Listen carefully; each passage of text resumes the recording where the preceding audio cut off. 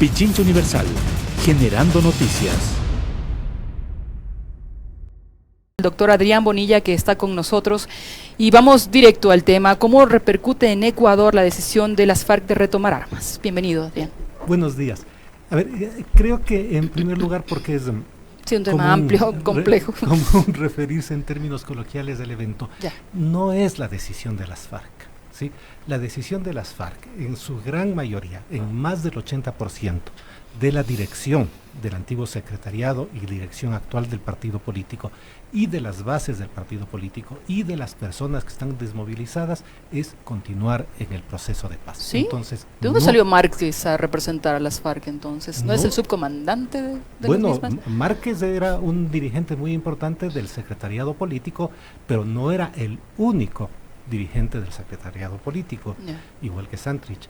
Entonces lo que tenemos es, sí, varios dirigentes, dos de ellos que formaban parte del secretariado, que han decidido retomar las armas, y una disidencia cuyo número todavía no se sabe a cuántas personas van a ascender.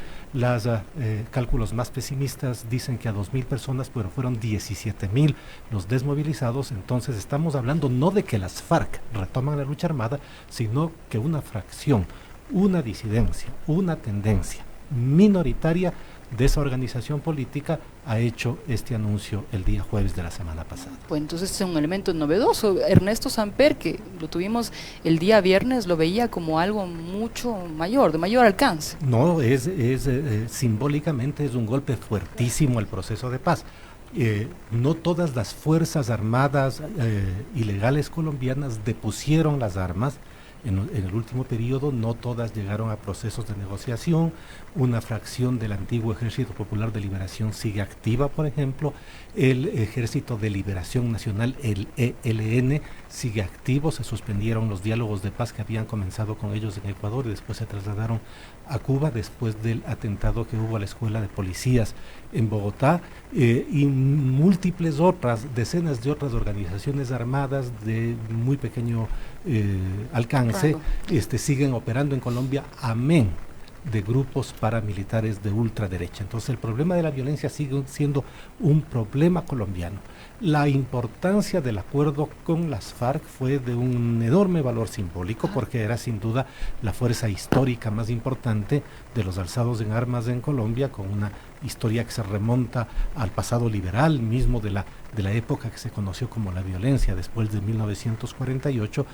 La organización más vieja, mejor organizada, con cobertura nacional, decidió entrar al proceso de paz. Y de esa guerrilla hubo varios frentes, porque funcionan alrededor de organizaciones territoriales que se llaman frentes.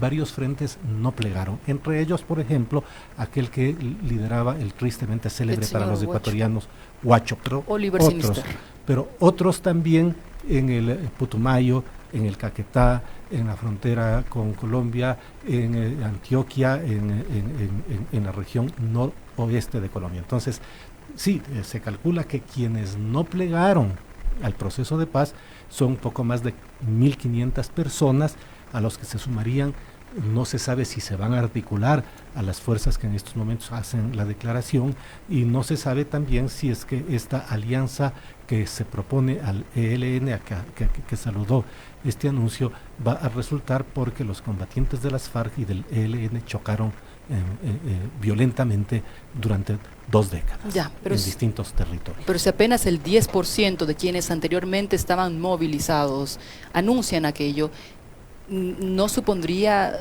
demasiado riesgo? Supone, por supuesto, un riesgo. En la medida en que violencia es violencia. Y es por supuesto, un golpe, porque de estos dirigentes y de estas personas hubo miles que plegaron a la desmovilización y que ahora abandonan el proceso de paz. Incluso se convirtió en un partido político que tiene 5 escaños, me parece. Tiene 10 escaños. 10 escaños. Esto es parte de los acuerdos de paz. Los acuerdos de paz tenían varios puntos.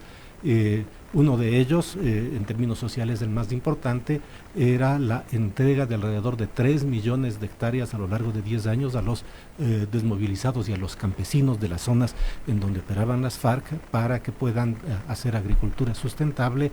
Otro era la participación política, en donde, independientemente del resultado electoral el resultado electoral último fue muy malo para el partido FARC, pero independientemente de los resultados electorales, durante 10 procesos electorales, las FARC mantendrían una representación proporcional en todas las instancias del Estado, la más importante de ellas. Ahora, ahorita hay Senado. seccional, ahora mismo hay elecciones locales. Ahora mismo hay elecciones seccionales y estaríamos ante el segundo de estos 10 procesos que los acuerdos de paz otorgan representación a las FARC independientemente del resultado que ellas saquen. ¿Y cómo interpreta el origen, la causalidad de la decisión de estas facciones? Hay distintas maneras. Desde la argumentación de los disidentes que acaban de levantarse en armas, el argumento, la acusación es que el gobierno no ha cumplido con los compromisos de los acuerdos de paz. Es más, dijo que se ha burlado del acuerdo en Cuba, ¿no? Desde la perspectiva del gobierno, el gobierno colombiano atribuye más bien objetivos y motivaciones de carácter económico ligadas a la economía ilegal del problema mundial, porque no es el narcotráfico es solamente una manifestación del problema mundial de las drogas. Pero hubo un discurso de campaña, Iván Duque, perdóname que le interrumpa, doctor, sí. en el sentido de no cumplir con todo. No.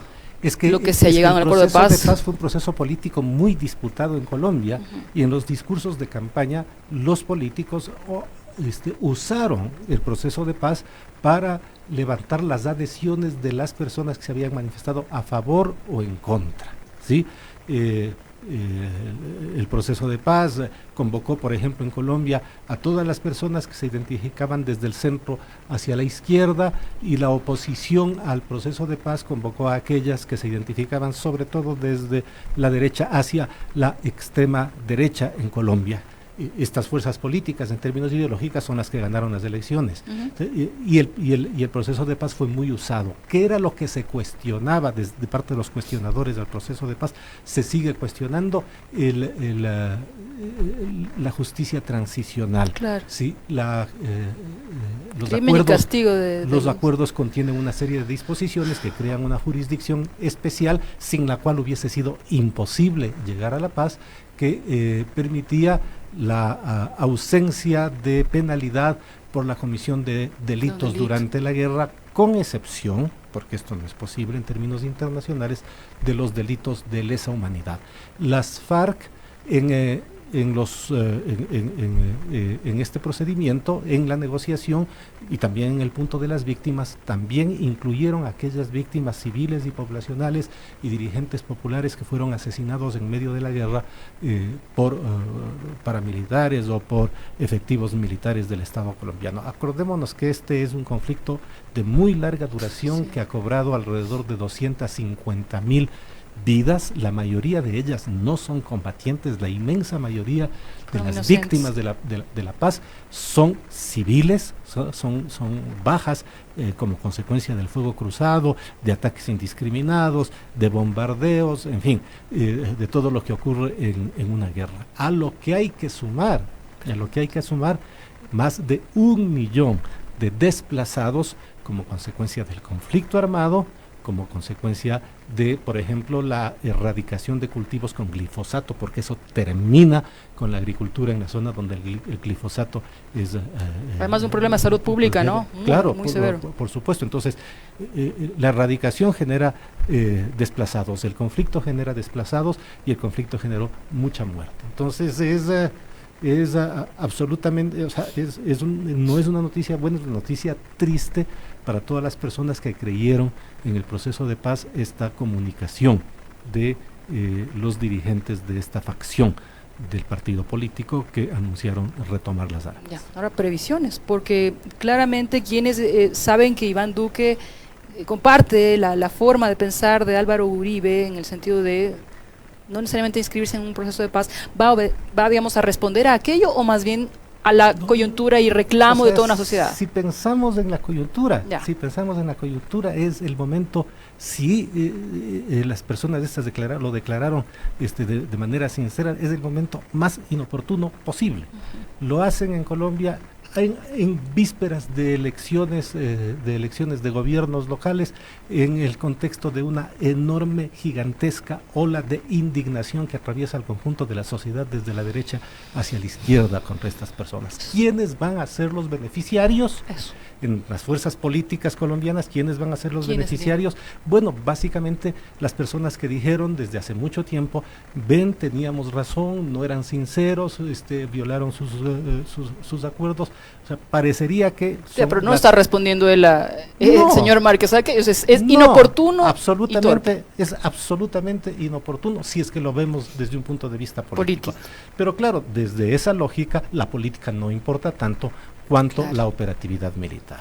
Pero y este es uno de los problemas, de acuerdo a múltiple literatura académica y periodística de investigación al respecto, que tuvieron las FARC en los últimos 10, 15 años, que es el haber abandonado la política para concentrarse en la operatividad militar, lo que permitió que de una u otra manera se aíslen del sentimiento de la sociedad colombiana. La sociedad colombiana buscó otras alternativas, sí, digamos, la gente de izquierda, por ejemplo, buscó otras alternativas electorales que funcionaron bien en otros países de América Latina, también fueron buscadas en Colombia, y probablemente parte de esa forma de ver las cosas es esta declaración de Timochenko, el jefe del partido político, que habla de este pronunciamiento de la disidencia como un acto delirante en las condiciones actuales de Colombia. Ya,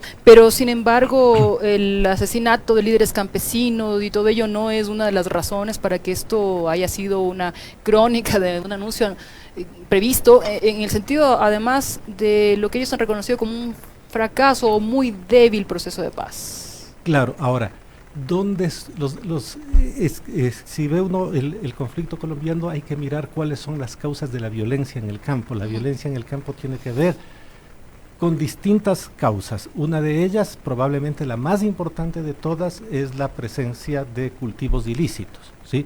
En toda Colombia hay violencia en las zonas rurales, y la proporción de dirigentes asesinados, ¿sí?, de dirigentes asesinados por sobre la densidad demográfica es mucho mayor en regiones como el Urabá, como en Nariño, como en el Valle del Cauca, que son las regiones donde, como Caquetá y como Putumayo, que son las regiones en donde existen la mayor cantidad de plantaciones. Colombia en estos momentos se encuentra en el pico histórico, a pesar de 40 años de erradicación, en el pico histórico de hectáreas cultivadas con arbustos de coca o plantas de amapola, ¿sí? Estamos hablando, por ejemplo, de coca en casi 170,000 hectáreas en Colombia, más que en la década de los 80, en la época de Pablo Escobar. También cultivo de amapola. Entonces, si tenemos cultivos ilegales, y son ilegales como consecuencia del enorme valor que tienen, y a su vez el enorme valor que tienen estos cultivos es consecuencia de la ilegalidad, lo que tenemos nosotros son cultivos en donde los campesinos que están explotados, que están amedrentados, que están intimidados por organizaciones armadas, independientemente de su ideología, requieren algún tipo de protección que la brindan organizaciones armadas ilegales, independientemente de su ideología. Estos líderes, sobre todo estos líderes campesinos, también se asesinan periodistas y también se han asesinado líderes sindicales, pero sobre todo son líderes campesinos de pequeñas comunidades rurales en zonas donde hay cultivos ilegales, en donde hay la mayor incidencia de violencia y de asesinatos. Entonces, es un problema absolutamente complejo. Sí. Pero retomo la pregunta inicial, para el caso ecuatoriano, a sabiendas de que hay por lo menos 10 grupos importantes irregulares, delincuenciales, uno de ellos es un frente de las FARC o Universinisterra, entre otros, que operan en la línea de frontera, que cargaron ya las vidas, no solamente del equipo periodístico, sino de militares, de policías. ¿Cómo podemos entender o qué podríamos esperar de las consecuencias para Ecuador? Bueno, lo que nosotros tenemos es en la zona del Putumayo y Caquetá. El Putumayo limita directamente con el Ecuador, el Caquetá está en el triángulo Ecuador, Perú, Colombia, un poquito más allá se encuentra Brasil, Y en la provincia de Nariño, sobre todo en el Chocó, que es la selva tropical colombiana que limita con Esmeraldas, es donde existe la mayor densidad de plantaciones de cultivos ilegales. Como esto es la realidad agrícola, por llamarlo de alguna manera, tenemos allá también la mayor incidencia de grupos armados, de toda clase de grupos armados. Unos absolutamente delincuenciales, como los antiguos rastrojos, que fueron sucedidos por otros grupos paramilitares, los Águilas Negras, que operan en Nariño, grupos armados delincuenciales que operan con técnicas guerrilleras, sin ninguna ideología, que básicamente lo que hacen es proteger los negocios ilegales. Otros que tienen algún tipo de articulación ideológica, alguna muy, muy débil, como la que informaba a este grupo Oliver Sinisterra, y otras organizaciones que tienen una base ideológica. Con una base ideológica o con motivaciones políticas, pero que eventualmente están articuladas a la economía ilegal como uno de los mecanismos. ¿Cuáles son de los más? ¿Sí? Los que protegen, o sea, los delincuenciales. Los delincuenciales. Es lógico pensar. Sí, ¿Qué es eso? Ahora, sí, nosotros tenemos en el lado colombiano la mayor cantidad de cultivos y tenemos también la mayor cantidad de grupos armados. Desde la década de los 60, porque esto es una realidad, o sea, uno puede imaginar que una frontera tan interdependiente y tan porosa como la ecuatoriano-colombiana o como la colombo-venezolana o brasileña, o sea, es inevitable que haya articulaciones de carácter social a ambos lados de la frontera. Prácticas violentas de organizaciones colombianas en territorio ecuatoriano han sido excepcionales. A lo largo de los últimos, desde 1958 en adelante, han sido excepcionales. Han existido, pero han sido excepcionales. Esto tiene que ver básicamente con la capacidad del Estado ecuatoriano de controlar el territorio. Pero hay una serie de dinámicas ilegales que no son solamente las que tienen que ver con el cultivo y tráfico de psicotrópicos ilegales, sino con minería ilegal en Colombia. ¿Ve usted? ¿Ya? Y en Ecuador, en donde organizaciones delincuenciales armadas se articulan. De hecho, se cree que la rentabilidad del oro ilegal colombiano en estos momentos, que alimenta mercados globales en Europa, en Estados Unidos y en el Asia, es incluso superior a la que podría estar dando la coca en estos momentos. Pichincha Universal. Aquí se escuchan bien las noticias.